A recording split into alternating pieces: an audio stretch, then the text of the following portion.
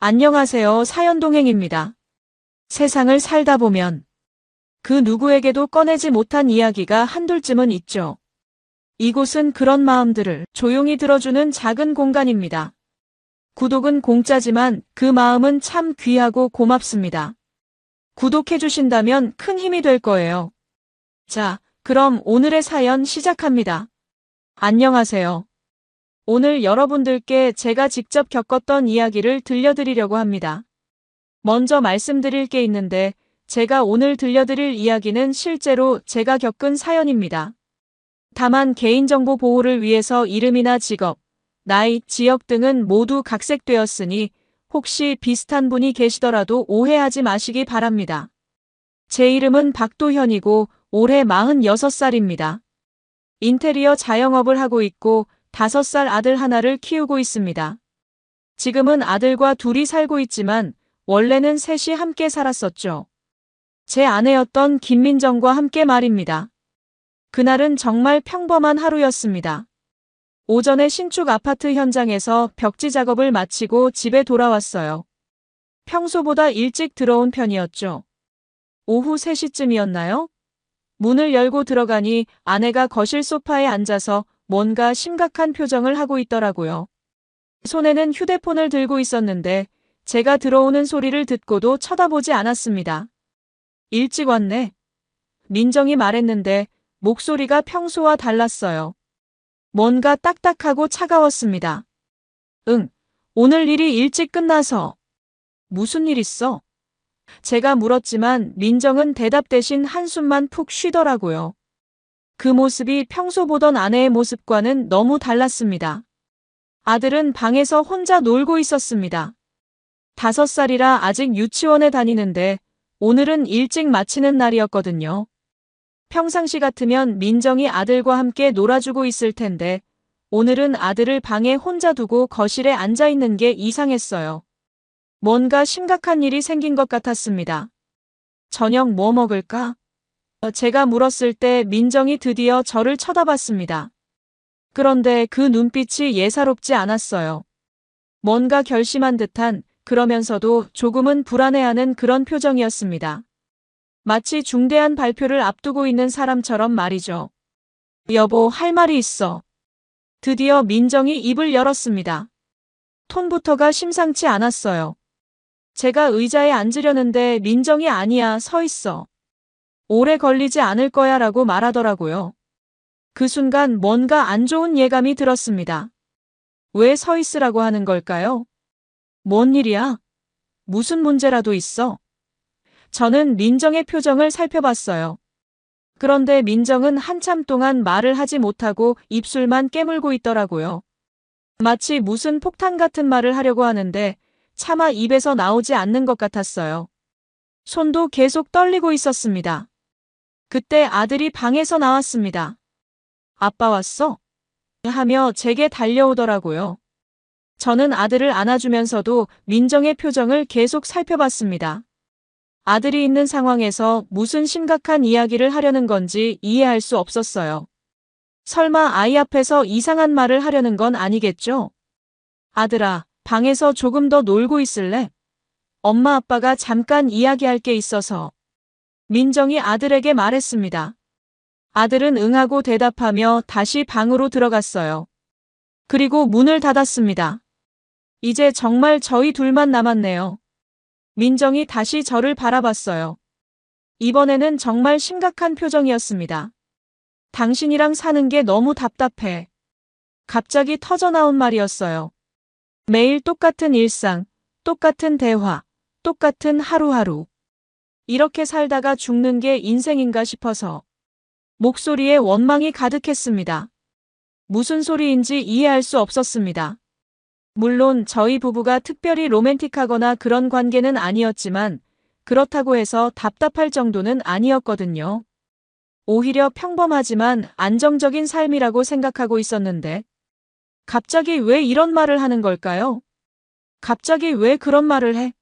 무슨 일 있었어? 혹시 친구들이랑 만나서 무슨 이야기라도 들었어? 제가 물었지만 민정의 표정은 이미 굳어져 있었어요. 그리고는 저에게 더 큰 충격을 안겨줄 말을 했습니다. 평생 잊을 수 없는 그 한마디를 말이죠. 나 다른 사람 생겼어. 그 순간 귀를 의심했습니다. 방금 뭐라고 했다고요? 다른 사람이 생겼다고요? 5살 아들이 바로 옆방에 있는 상황에서 제 아내가 불륜을 고백하고 있다니. 머리가 하얗게 됐어요.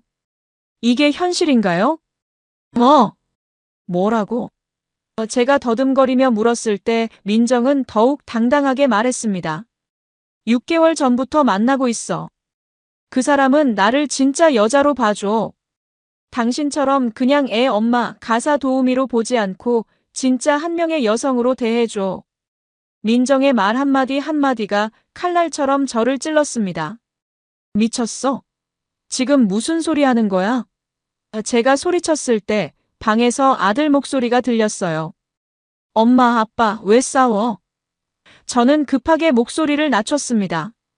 아니야, 아들아. 싸우는 거 아니야. 계속 놀고 있어. 아이가 이런 걸 들으면 안 되는데 말이죠. 민정은 오히려 더 당당해 보였어요. 마치 오랫동안 숨겨왔던 비밀을 털어놓으니 시원하다는 듯한 표정이었습니다. 나도 고민 많이 했어. 하지만 이제 결정했어. 나는 새로운 삶을 살고 싶어. 새로운 삶이라니 지금까지 우리가 함께 쌓아온 건 뭐란 말입니까? 저는 잠깐 정신을 잃을 뻔했습니다. 6개월 전부터 불륜을 저질러 왔다니. 그동안 제가 새벽부터 밤늦게까지 일하고 있을 때 민정이 다른 남자와 만나고 있었다는 거잖아요. 아들을 유치원에 보내놓고 바람을 피웠다는 얘기죠. 저는 완전히 속은 바보였던 겁니다. 그 남자가 누군데? 제가 떨리는 목소리로 물었을 때 민정은 주저하더니 대답했어요. 당신이 알 필요는 없어. 어차피 이제 끝날 관계니까. 끝날 관계라고? 그럼 나한테 이런 말을 왜 하는 거야? 이해할 수 없었습니다. 끝날 관계라면서 왜 이런 고백을 하는 걸까요? 나는 그 사람과 함께 살기로 했어. 더 이상 이런 지루한 생활은 못하겠어. 민정의 말을 듣고 있으니 정말 현실 같지 않았어요. 제가 꿈을 꾸고 있는 건 아닐까 싶었습니다. 아니면 민정이 갑자기 정신이 이상해진 건 아닐까요? 평소 그런 사람이 아니었거든요. 우리 아들은 어떻게 할 거야?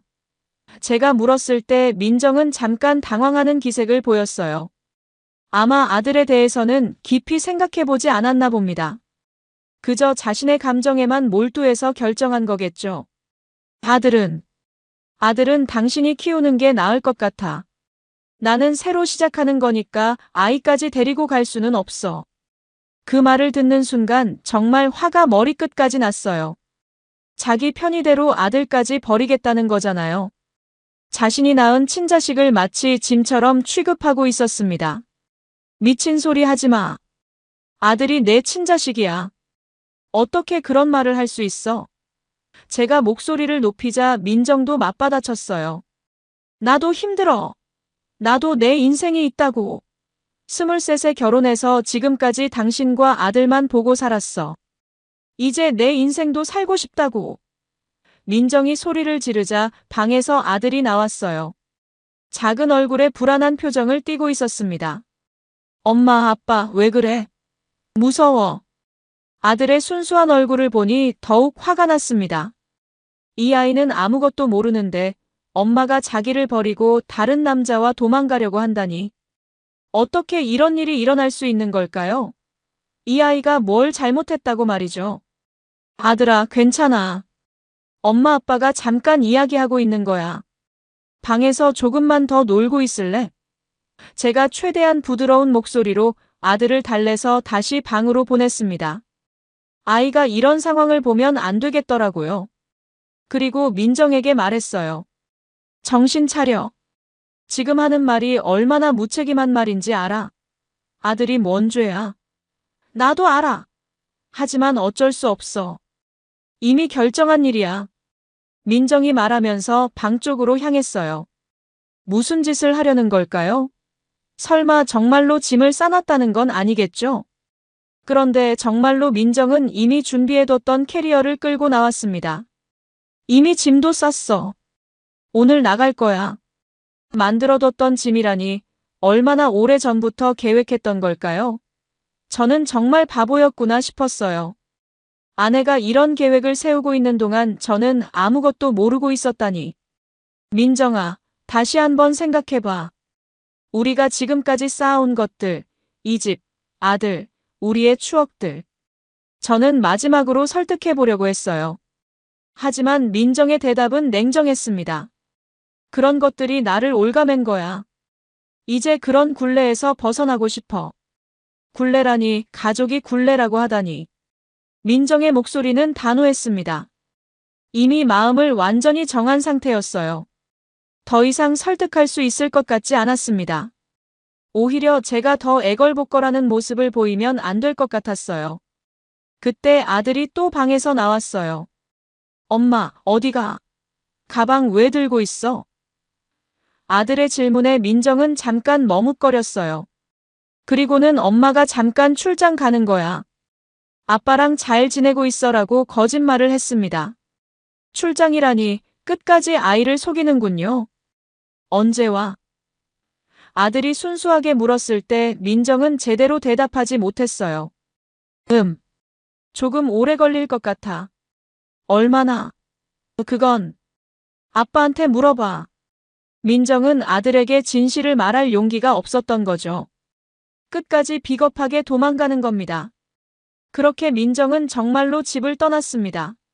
아들은 현관에서 엄마 잘 다녀와 라고 손을 흔들었어요. 민정은 한번 뒤돌아보더니 급하게 사라졌습니다. 그 모습을 보고 있으니 정말 이게 현실인가 싶었어요. 이제 정말 아들과 저만 남았구나. 아들과 저만 남았습니다. 아빠, 엄마 언제 와? 엄마가 일이 많이 있나 봐. 좀 오래 걸릴 것 같아. 저는 아직 진실을 말할 수 없었어요. 5살 아이에게 엄마가 다른 남자와 도망갔다고 어떻게 설명할 수 있겠습니까? 그날 밤 잠들기 전에 아들이 물었어요. 아빠, 엄마 전화 안 해? 아마 바빠서 그런가 봐. 엄마한테 전화해 볼까? 아니야, 엄마가 일하고 있을 거야. 내일 해보자. 하지만 제 마음속으로는 민정이 다시는 연락하지 않을 거라는 걸 알고 있었습니다. 하지만 그 다음 날도 민정에게서는 아무런 연락이 없었습니다. 문자도 전화도 아들 안부를 묻는 말 한마디도 없었어요. 정말로 저희를 완전히 버린 거였습니다. 어떻게 이런 일이 가능한 걸까요? 아무리 사랑이 식었다고 해도 친자식까지 이렇게 버릴 수 있나요? 일주일이 지나니까 저도 서서히 현실을 받아들이기 시작했어요. 민정은 정말로 돌아오지 않을 거라는 걸 말이죠. 그러면 이제부터는 아들과 저 둘이서 살아가야 한다는 거였습니다. 하지만 어떻게 해야 할지 막막했어요. 민정이 떠난 지 한 달이 지났습니다. 처음 며칠은 정말 혼란스러웠어요. 아침에 일어나서 아들 챙기고 유치원에 데려다주고 일하러 가고 데리러 와서 저녁 먹이고 씻기고 재우고 모든 걸 혼자 해야 한다는 게 이렇게 힘든 줄 몰랐습니다. 민정이 있을 때는 당연하게 여겼던 일들이 얼마나 큰 일인지 깨달았어요. 특히 아들이 계속 엄마를 찾는 게 가장 힘들었어요. 아빠, 엄마 언제 와? 엄마한테 전화해봐. 매일 같은 질문을 하는데 저는 계속 곧 올 거야. 바빠서 그래 이런 식으로 둘러댈 수밖에 없었습니다. 거짓말을 하는 것 같아서 마음이 아팠지만 아직은 진실을 말할 수 없었어요. 그런데 한 달이 지나도록 민정에게서 연락이 전혀 없으니까 아들도 뭔가 이상하다는 걸 느끼기 시작했어요. 아빠, 엄마가 나를 싫어하는 거야? 그런 질문을 할 때마다 가슴이 찢어지는 것 같았습니다. 이 순수한 아이가 자신 때문에 엄마가 떠났다고 생각할까봐 두려웠어요. 결국 견딜 수 없어서 민정을 직접 찾아가기로 했어요. 민정의 휴대폰 위치를 추적해보니 시내 한 오피스텔 단지에서 계속 신호가 잡혔습니다. 아마 그곳에서 상간남과 함께 살고 있는 것 같았어요. 직접 확인해봐야겠다고 생각했습니다. 토요일 오후에 아들을 이웃집 아주머니에게 부탁하고 그곳으로 향했습니다. 차를 타고 가면서도 계속 생각했어요. 민정을 만나면 뭐라고 말해야 할까? 화를 내야 할까? 아니면 냉정하게 대해야 할까? 아니면 다시 돌아오라고 애원해야 할까? 오피스텔에 도착해서 관리사무소에 물어보니 그 호수에는 정말로 민정이 살고 있더라고요. 물론 다른 남자와 함께 말이죠. 엘리베이터를 타고 올라가는 동안 심장이 뛰었습니다. 곧 상간남의 얼굴을 직접 보게 되는 거잖아요. 제 가정을 파괴한 그 남자를 말이죠. 초인종을 눌렀을 때 나온 건 민정이 아니라 낯선 남자였어요. 키가 크고 잘생긴 편이었지만 제 눈에는 그저 제 가정을 파괴한 범죄자로만 보였습니다. 나이는 저보다 좀 어려 보였어요. 아마 30 후반 정도? 잘 차려입고 있어서 경제적으로는 여유가 있어 보였습니다. 누구세요? 그 남자가 당당하게 물었을 때 뒤에서 민정이 나타났어요. 놀란 표정이었지만 부끄러워하는 기색은 전혀 없었습니다. 오히려 당당해 보이기까지 했어요. 마치 자신이 하고 있는 일이 정당하다고 생각하는 것 같았습니다. 도현이 오빠, 왜 여기까지? 오빠라고 부르지 마. 이제 남남이잖아. 제가 차갑게 말을 끊었습니다. 아들이 엄마를 찾고 있어. 집에 와. 하지만 민정의 대답은 더욱 충격적이었습니다. 미안해. 나는 이제 새로운 삶을 살기로 했어. 아들은 당신이 더 잘 키울 수 있을 거야. 그 옆에서 상간남은 민정의 어깨에 손을 올리며 저를 도발하듯 쳐다봤어요. 정말 얄미운 표정이었습니다. 마치 제가 방해꾼인 것처럼 말이죠. 이 사람이 제 남편이에요? 상간남이 민정에게 물었습니다. 제 앞에서 대놓고 이런 말을 하다니. 응, 곧 전 남편이 될 사람이야. 민정이 아무렇지도 않게 대답했을 때 저는 정말 모든 게 끝났다는 걸 느꼈어요. 민정아, 정말 이게 맞아? 아들이 매일 엄마를 찾는데? 저는 마지막으로 민정의 양심에 호소해봤습니다. 미안해. 하지만 나도 내 행복을 찾을 권리가 있어. 행복이라고? 남의 가정 파괴하는 게 행복이야? 제가 목소리를 높이자 상간남이 끼어들었어요. 저희 사이에 끼어들지 마세요. 민정 씨가 선택한 거예요. 그 말을 듣고 정말 주먹이 올라갔지만 참았습니다. 여기서 문제를 일으키면 더 복잡해질 것 같았거든요. 그리고 무엇보다 이런 인간들 때문에 제가 범죄자가 될 필요는 없잖아요. 그래, 알겠어. 하지만 법적으로 책임은 져야 할 거야. 제가 말했을 때 민정의 얼굴이 조금 굳어졌어요. 법적으로? 무슨 소리야?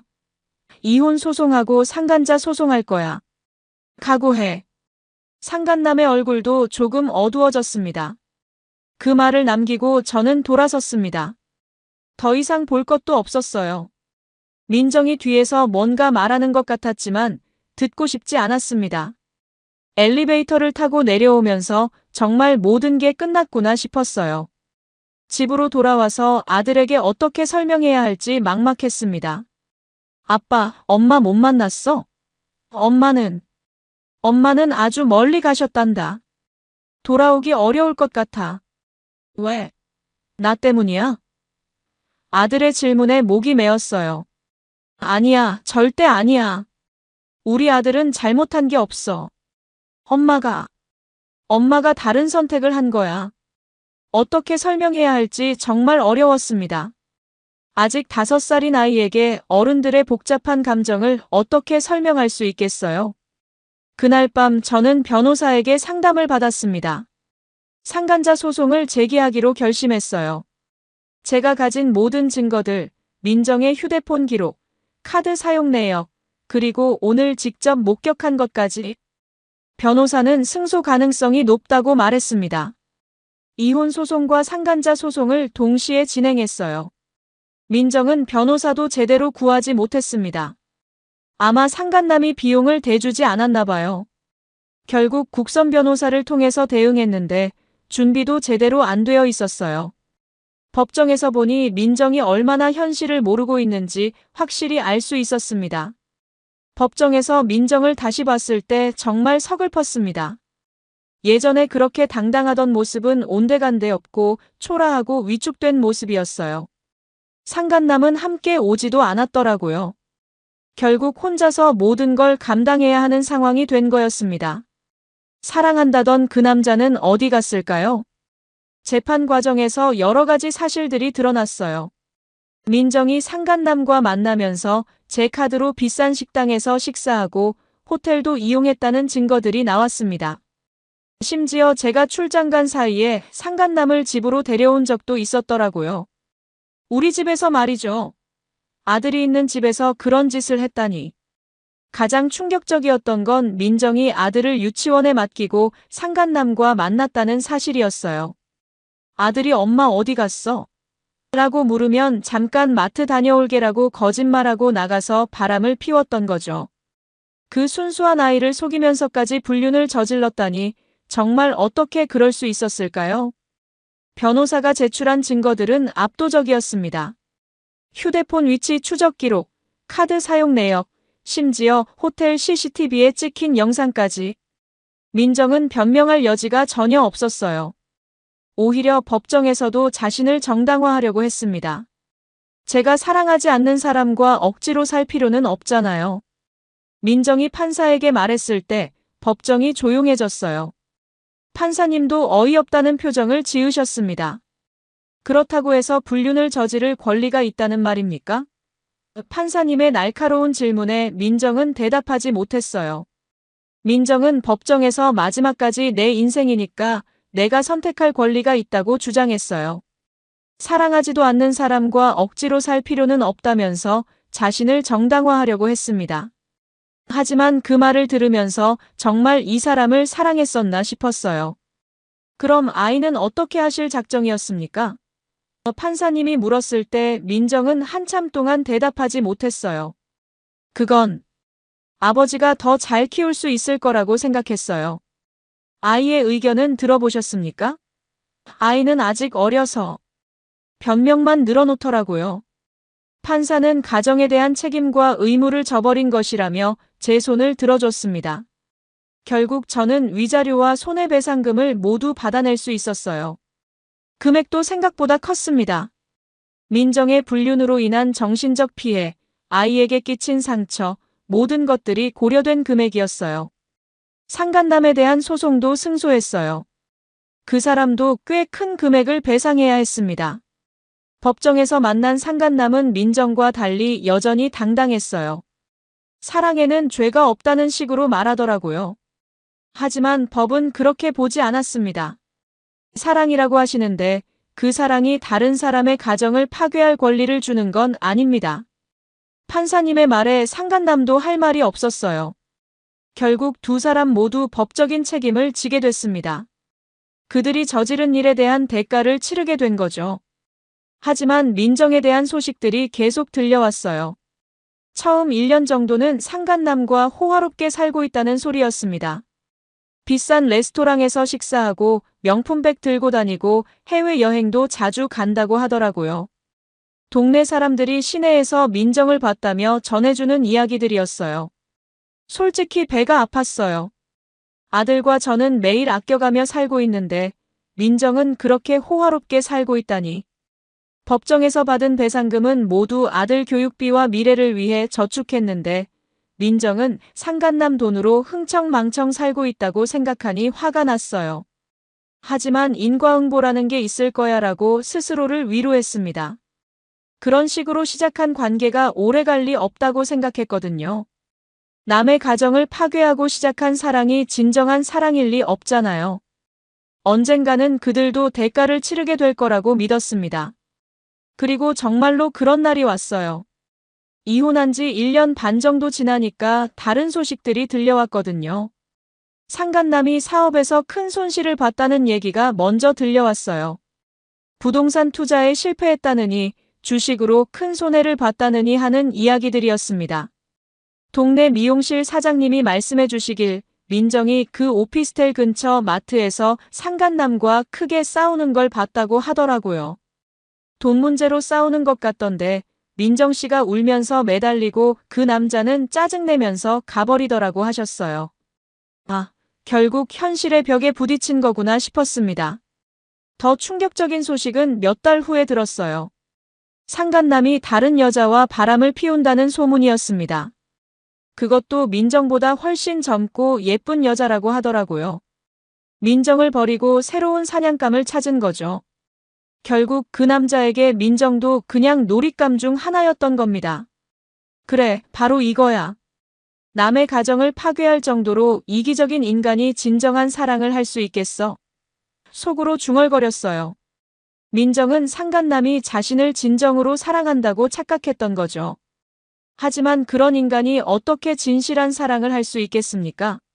자기 욕망을 위해서는 남의 가정도 파괴하는 인간인데 말이에요. 그렇게 2년이 더 흘렀습니다. 아들은 이제 초등학교 1학년이 되었고 저도 사업이 점점 안정궤도에 올랐어요. 직원도 2명 고용하고 작은 사무실도 얻었습니다. 물론 혼자 아들을 키우면서 일하는 건 여전히 힘들었지만 그래도 보람을 느끼며 살고 있었어요. 무엇보다 아들이 건강하게 자라주는 게 가장 큰 기쁨이었습니다. 아들이 초등학교에 입학했을 때였어요. 담임 선생님이 가정환경조사서를 보내왔는데 아들이 스스로 몰 안에 X 표시를 했더라고요. 그리고 옆에 작은 글씨로 엄마는 우리를 버렸어요 라고 써놨어요. 그 글을 보면서 마음이 아팠지만 한편으로는 아들이 현실을 정확히 파악하고 있다는 것도 느꼈습니다. 선생님이 상담을 요청해서 학교에 갔습니다. 아버님, 아이가 많이 힘들어하는 것 같아요.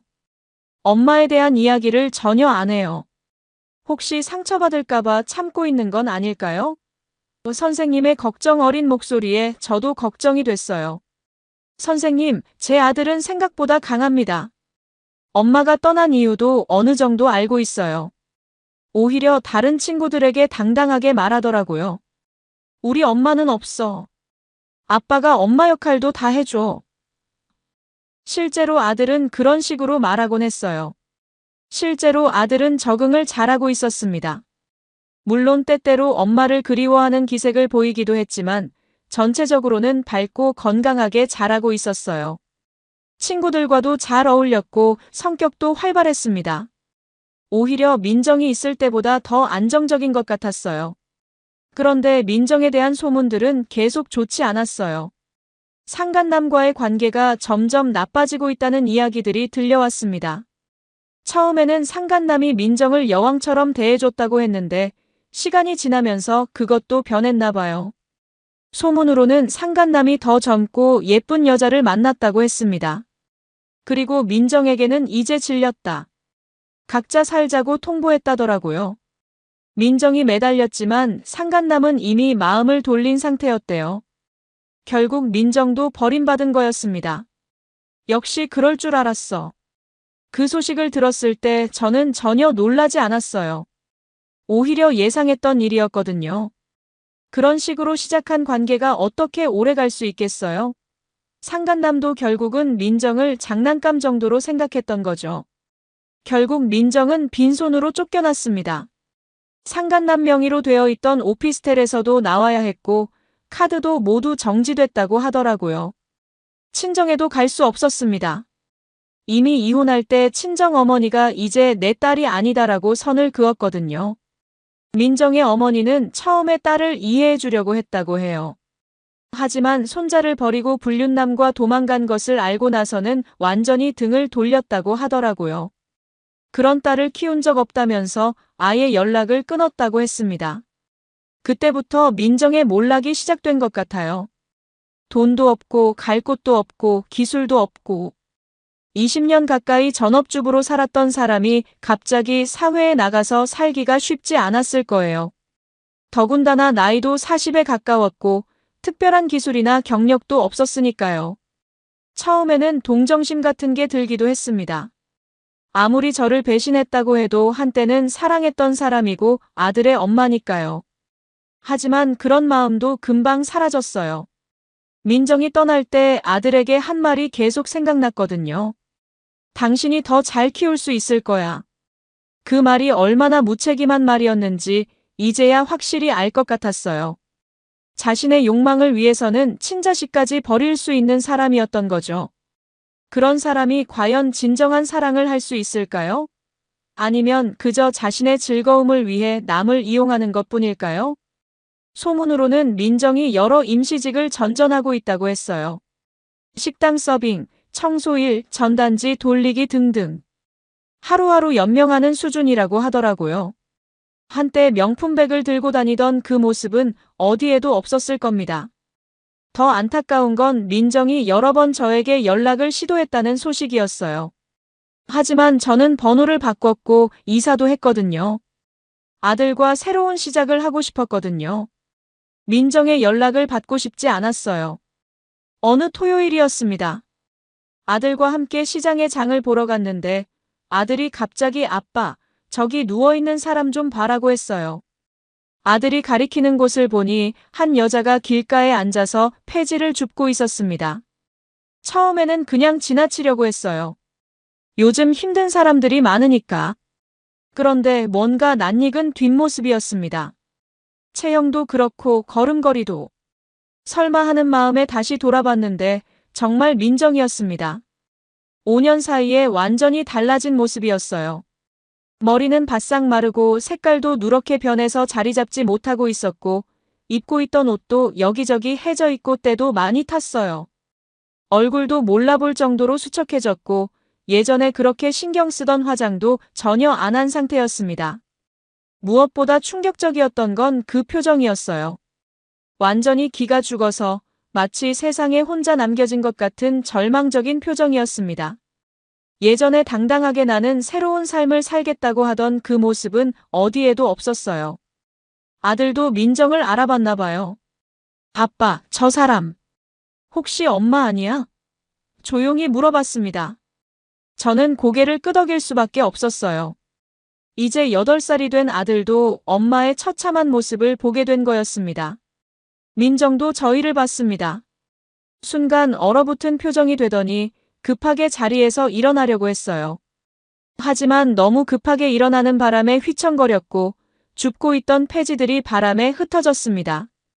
그 모습이 너무 처참했어요. 한때 제 아내였고 아들의 엄마였던 사람이 길거리에서 폐지를 줍고 살고 있다니. 복잡한 감정이 밀려왔습니다. 분노도 있었고 동정심도 있었고 안타까움도 있었어요. 하지만 그보다 더 강한 건 아들에 대한 걱정이었습니다. 민정이 저희를 피해서 가려고 하는데 아들이 먼저 다가갔어요. 엄마, 정말 엄마 맞지? 작은 목소리로 물어봤습니다. 민정은 그 자리에 주저앉으며 울기 시작했어요. 5년 만에 만난 자식 앞에서 이런 모습을 보이게 된 거였습니다. 아들아, 엄마야. 엄마가 미안해. 목소리도 많이 변해 있었습니다. 예전처럼 또렷하지도 않고 마치 오랫동안 제대로 말할 상대가 없었던 것처럼 어눌했어요. 치아도 몇 개 빠져 있는 것 같았고 전체적으로 건강 상태가 매우 안 좋아 보였습니다. 주변 사람들이 하나둘씩 쳐다보기 시작했습니다. 폐지 줍는 여자가 갑자기 울고 있으니 신기했나 봐요. 저는 어서 그 자리를 벗어나고 싶었지만 아들이 민정 앞에 가만히 서 있었어요. 아이가 어떤 생각을 하고 있는지 궁금했습니다. 엄마, 왜 이렇게 됐어? 우리 왜 버렸어? 아들의 질문은 직설적이었습니다. 8살이라는 나이에도 불구하고 상황을 정확히 파악하고 있었어요.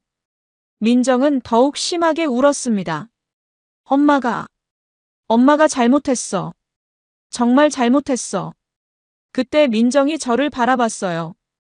눈물로 범벅이 된 얼굴로 간절하게 말했습니다.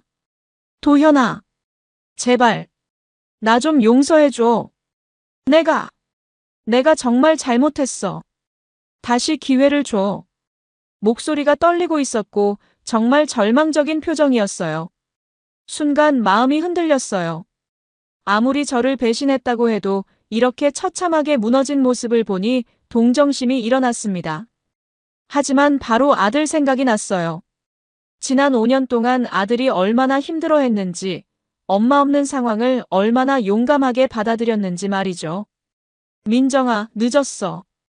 저는 담담하게 말했습니다. 내가 선택한 길이야. 그 결과도 내가 책임져야지. 제 목소리는 생각보다 차갑게 나왔어요. 5년이라는 시간이 제 마음을 많이 굳게 만들었나 봅니다. 제발, 제발 한 번만. 나 정말 잘못했다고. 이제 정신 차렸다고. 민정이 무릎을 꿇고 매달렸어요. 길가에서 그런 모습을 보이니 더욱 처참해 보였습니다. 주변 사람들도 수군거리며 쳐다보고 있었어요.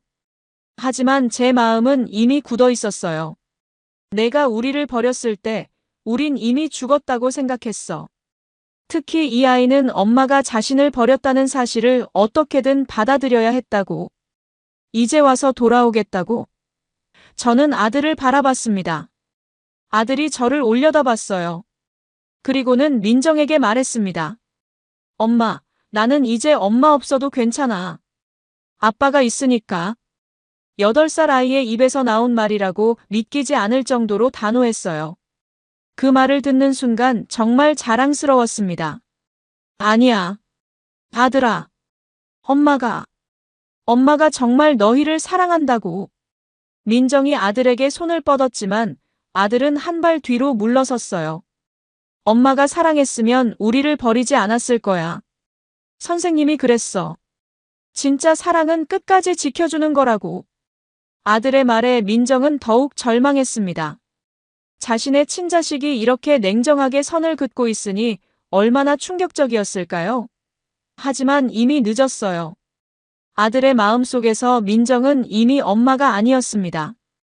그 사람은 어디 갔어? 제가 물었을 때 민정은 고개를 떨어뜨렸어요. 떠났어. 다른 여자랑. 나를 버리고. 그럼 이제 알겠네. 너도 버림받는 기분이 어떤 건지. 제 말에 민정은 더욱 울었습니다. 나는 이제 어떻게 살아야 해? 갈 곳도 없고, 돈도 없고. 그건 내가 알아서 해야 할 일이야. 우리가 신경 쓸 일이 아니고. 저는 냉정하게 말했어요. 한때는 가족이었지만 이제는 정말 남남이었거든요. 주변에서 구경하는 사람들이 점점 많아졌어요. 누군가는 휴대폰으로 동영상을 찍고 있기도 했어요. 저는 더 이상 이런 구경거리가 되고 싶지 않았습니다. 특히 아들이 이런 상황에 노출되는 게 좋지 않다고 생각했어요. 저는 아들의 손을 잡고 일어섰습니다. 우리 가자. 아들도 고개를 끄덕였어요. 하지만 민정은 저희를 잡으려고 했습니다. 땅에 기어가면서까지 저희 옷자락을 붙잡으려고 했어요. 그 모습이 너무 처참해서 차마 보기 어려웠습니다. 안 돼. 제발 안 돼. 나 이제 어떻게 살아. 너희가 없으면 나는.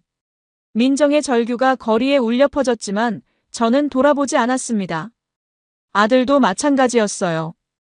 더 이상 뒤돌아볼 이유가 없었거든요. 몇 걸음 걸어가다가 아들이 뒤를 돌아봤어요. 민정은 여전히 그 자리에 쓰러져서 울고 있었습니다.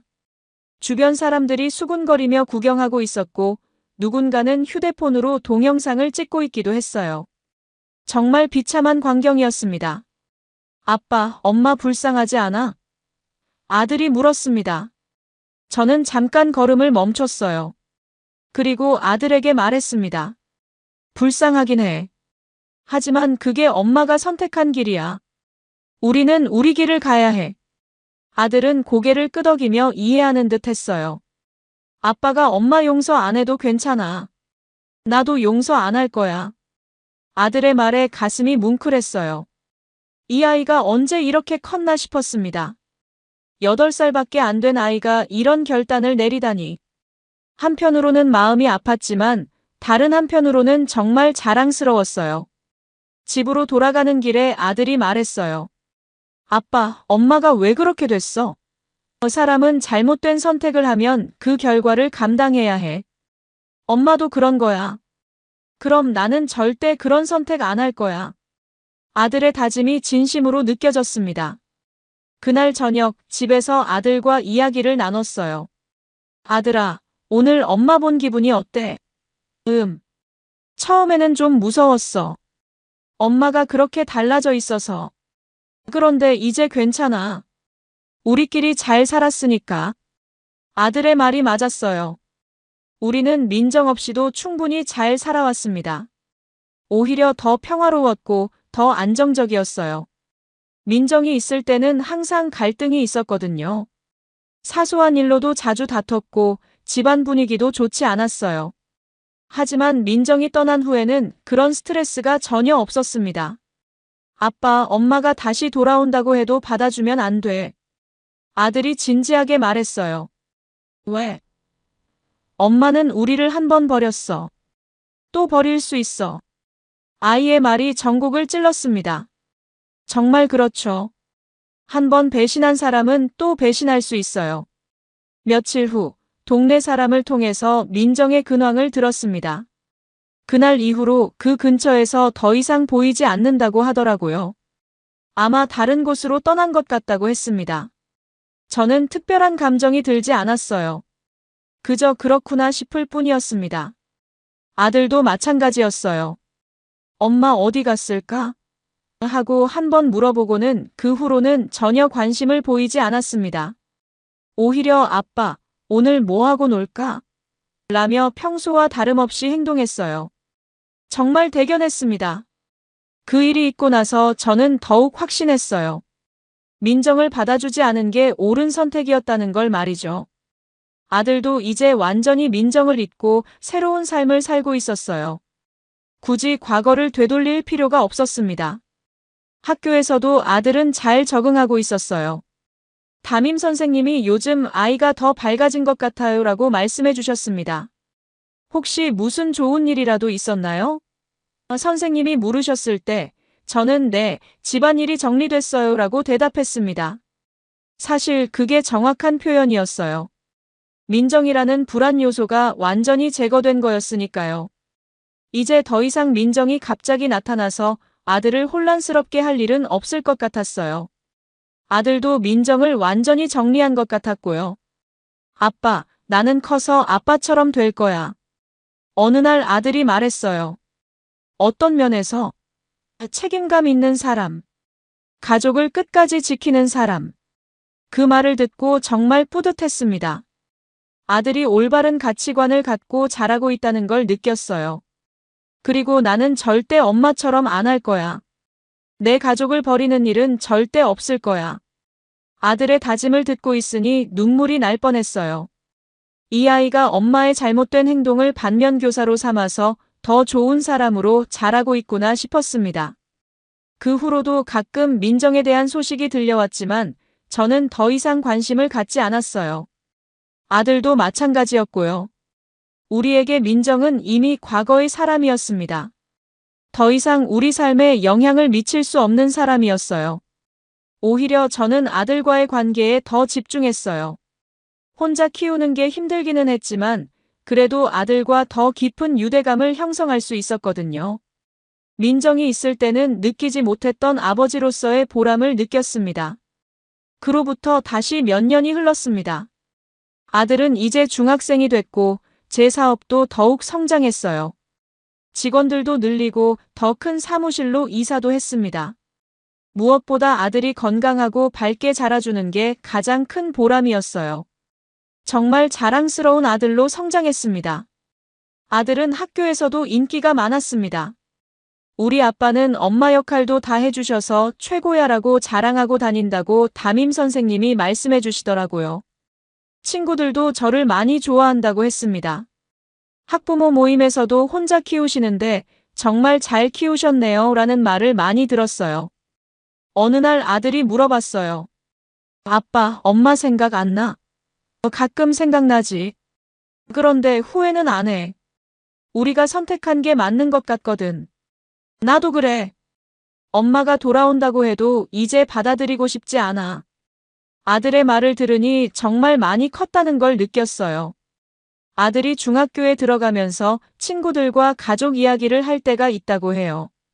다른 친구들은 부모님이 싸우는 이야기를 많이 하는데 나는 그런 스트레스가 없어서 좋다고 말하더라고요. 오히려 한부모 가정인 게 더 평화로울 수 있다는 걸 아들도 느끼고 있었어요. 사업도 점점 번창했습니다. 처음에는 혼자 시작했던 인테리어 사업이 이제는 직원 10명 정도 되는 중소기업으로 성장했어요. 아들 교육비는 물론이고 미래를 위한 저축도 충분히 할 수 있게 됐습니다. 민정 없이도 우리는 정말 잘 살고 있었어요. 가끔 민정이 어떻게 살고 있는지 궁금할 때도 있었습니다. 하지만 굳이 찾아보지는 않았어요. 그럴 필요도 없었고, 그럴 마음도 없었거든요. 저희 삶에 더 이상 민정의 자리는 없었습니다. 완전히 다른 인생을 살고 있었어요. 최근에 아들이 말했어요. 아빠, 나중에 내가 결혼하면 우리 엄마처럼은 절대 안 할 거야. 가족을 버리는 건 용서할 수 없는 일이야. 그 말을 듣고 정말 자랑스러웠습니다. 아들이 올바른 가치관을 갖고 있다는 걸 확신할 수 있었어요. 그리고 아빠가 나를 혼자 키워준 것처럼 나도 내 가족을 끝까지 책임질 거야. 아들의 다짐을 들으니 정말 뿌듯했어요. 제가 보여준 모습이 아들에게 좋은 본보기가 된 것 같았습니다. 저는 아들에게 가르쳐주고 싶었어요. 사랑은 감정이지만 가족에 대한 책임은 의무라는 것을. 한순간의 감정으로 평생의 책임을 져버려서는 안 된다는 것을 말이죠. 아들은 그걸 잘 이해하고 있는 것 같았어요. 어느 날 동창회에 갔는데 친구들이 와, 너 아들 정말 잘 키웠다고 칭찬해 주더라고요. 혼자 키우는데 어떻게 저렇게 반듯하게 키웠어? 그 말을 들으니 정말 보람찼습니다. 힘들었지만 그만한 가치가 있었다는 생각이 들었어요. 사실 민정이 없어서 오히려 좋았어. 갈등도 없고 아이랑 더 가까워졌고. 제가 솔직하게 말했을 때 친구들도 공감해 주더라고요. 그래, 그런 사람과 계속 살았으면 더 힘들었을 거야. 최근에는 아들과 함께 여행도 자주 다녀요. 둘이서 가는 여행이지만 전혀 외롭지 않아요. 오히려 더 자유롭고 편안해요. 아들도 아빠랑 둘이 다니는 게 더 좋아라고 말해요. 그런 아들을 보면서 정말 민정을 용서하지 않은 게 옳은 선택이었다는 걸 확신해요. 만약 그때 민정을 받아줬다면 아들이 혼란스러워했을 거예요. 그리고 언제 또 배신당할지 모르는 불안감 속에서 살았을 거고요. 이제 아들은 완전히 독립적이고 자신감 있는 아이로 자랐어요. 아빠, 나는 정말 행복해. 우리 둘이서 사는 게 최고야라고 말할 때마다 가슴이 뿌듯해집니다. 민정이 버린 우리 부자는 오히려 더 단단해졌어요. 앞으로도 저는 아들과 함께 행복하게 살아갈 거예요. 민정 같은 사람은 우리 인생에 필요 없어요. 책임감 있고 신뢰할 수 있는 관계만 있으면 충분합니다. 그리고 아들이 그런 사람으로 자라고 있다는 게 가장 큰 보상이에요. 결국 민정은 모든 걸 잃었어요. 가족도 사랑도 돈도 사회적 지위도 모든 걸 다 잃었습니다. 반면 저희는 더 강해졌고 더 행복해졌어요. 이게 바로 사이다 결말이 아닐까요? 잘못한 사람은 대가를 치르고 옳은 길을 간 사람은 보상을 받는 거 말이에요. 이상으로 제 이야기를 마치겠습니다. 정리하자면 제 아내 민정은 6개월간 불륜을 저지르고 아들과 저를 버리고 상간남과 도망갔어요. 하지만 결국 상간남에게도 버림받고 폐지를 줍는 신세가 됐죠. 저는 아들과 함께 더 행복하게 살고 있고 민정의 용서 요청도 단호히 거절했습니다. 여러분들이라면 어떻게 하셨을까요? 처참하게 몰락한 전 배우자를 용서할 수 있으셨을까요? 여러분, 오늘 사연 어떻게 들으셨나요? 지금 이 순간 무슨 생각이 드셨는지도 궁금합니다. 여러분의 소중한 생각을 댓글로 남겨주세요. 지금까지 사연동행이었습니다. 함께 해주신 모든 분들께 진심으로 마음 깊이 감사드립니다. 방송 끝나기 전에 혹시 아직 구독과 좋아요 안 누르셨다면 그 한 번의 클릭이 이 채널을 계속 이어가게 하는 큰 힘이 된답니다. 다음 사연에서 다시 인사드릴게요. 여러분 평안하세요.